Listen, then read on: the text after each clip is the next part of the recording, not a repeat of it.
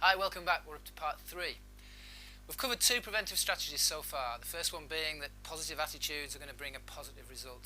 The second one being the importance of clear communication. The third preventive strategy that we're going to cover right now is praise, and making praise really, really effective. I'll tell you why I feel this is probably one of your most powerful and most important preventive strategies. Literally capable of turning around a challenging student on the spot, in the moment, within seconds, if it's done right.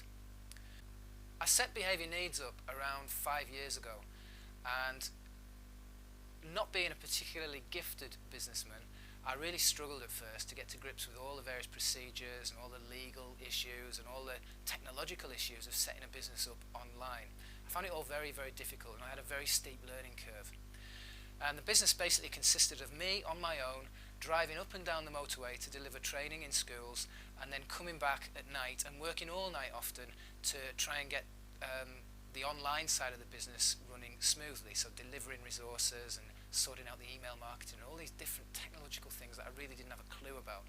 And literally I would spend maybe 12 hours a day, sometimes more, working on the business, and sometimes that would be 7 days a week. And I was doing that week after week to try and get this thing running and try and get it moving and try and get it working. Now, around 3 or 4 years ago, I had a real brick wall because my mother got diagnosed with vascular dementia, very similar to Alzheimer's. And I was driving over to Cumbria from my home in Newcastle to look after her as often as I could, whilst also bombing up and down the motorways, delivering training, sometimes sleeping in the car because I didn't have time to stay over for a proper night, so I'd be driving back in one shift to go back and help with my mother, because I was adamant that I didn't want to go into a rest home, I didn't want to go into a care home. Now, you can't really keep up that kind of work rate for any length of time before you start to begin to suffer and things start to slip. I should also add that I was a single parent at the time with my own teenage son, and he was a handful in his own right. So I had quite a lot on my plate at that time.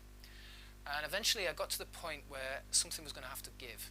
Now, bear in mind that I'd worked on this business so hard for the last few years, really, really trying to get it going with my heart and soul. And to give that up would have been terrible. You know, that would have been giving up part of my life, basically. But I couldn't give my mother up, and I couldn't give my son up, so it was a business that basically had to go. So what I did was I wrote a letter, an email, to people who were on my list, and if you've been on my list for any length of time, you probably know about this. You may have even received one of those emails.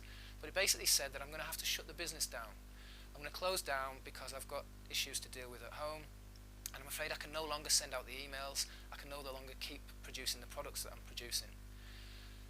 Now, that was fine, but one of the issues was that I had a subscription product that I was charging people each month for a monthly subscription.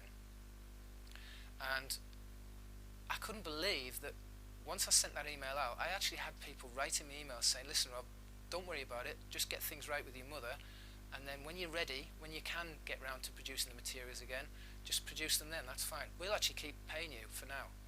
I couldn't believe that. People were actually willing to keep paying me and support me, because this was my only source of income, whilst I was looking after my family. I was just so unbelievably touched by that. I couldn't believe it, how kind some people can be.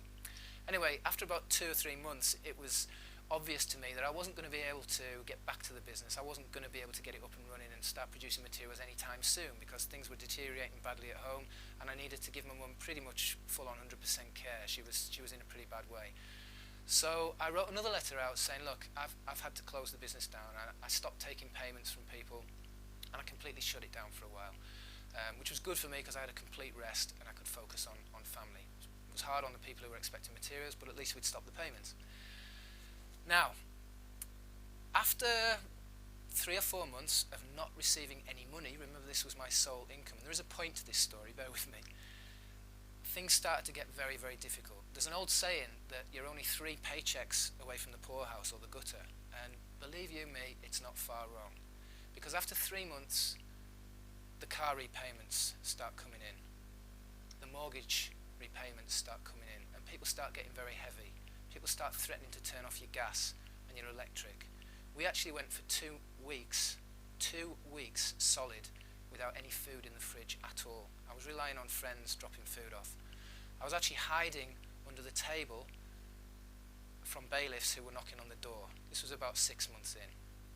Financially, we were completely and utterly ruined. Now here's the interesting bit and the point of the story. What got me back in the game and got me started again running Behaviour Needs, because to all intents and purposes it was gone, it was finished, that was it, I'd closed it down, and that was my only source of income. I couldn't go back into teaching, I didn't have the time for that.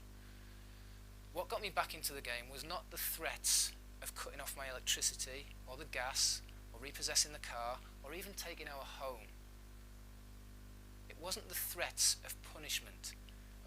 Keep this in mind, because how many times do we threaten kids or punish kids in order to try and get them to change their behaviour or do what we want them to do?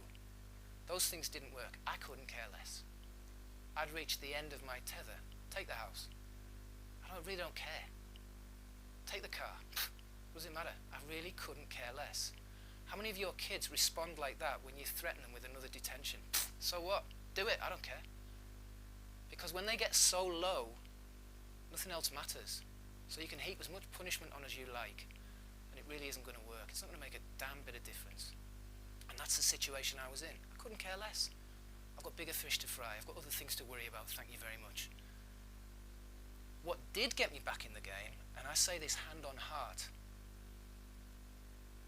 was the hundreds and hundreds of emails and letters and phone calls from customers telling me how wonderful they thought the service had been, and please, could I get it back on? I really hope things are going well at home, Rob. We really want you back. Now, I'm not saying that to brag. I'm not saying that to blow my own trumpet. I'm just saying that that is what changed my behaviour and got me back in the game. It was all those lovely comments from people telling me how much the tips had worked, how much the courses had worked, how much the materials had worked, and how much help they'd received. It just changes the way you feel. We get emails every day from people saying, thank you so much for this, it's really transformed the way I'm reacting with my students. You've actually helped 40 students just by helping me. And they're the things that make us feel good. They're the things that actually keep this business going. It's the positive feedback. Family and friends telling us we were doing such a brilliant job with my mum. Social workers and hospital staff telling us we were doing such a brilliant job. It's the praise that works. Get this right, please. Praise works on an emotional level. It goes straight to the heart. And that's why it can change people in an instant, if it's done right. And that's what we're going to learn to do in this session. We're going to learn to do praise right.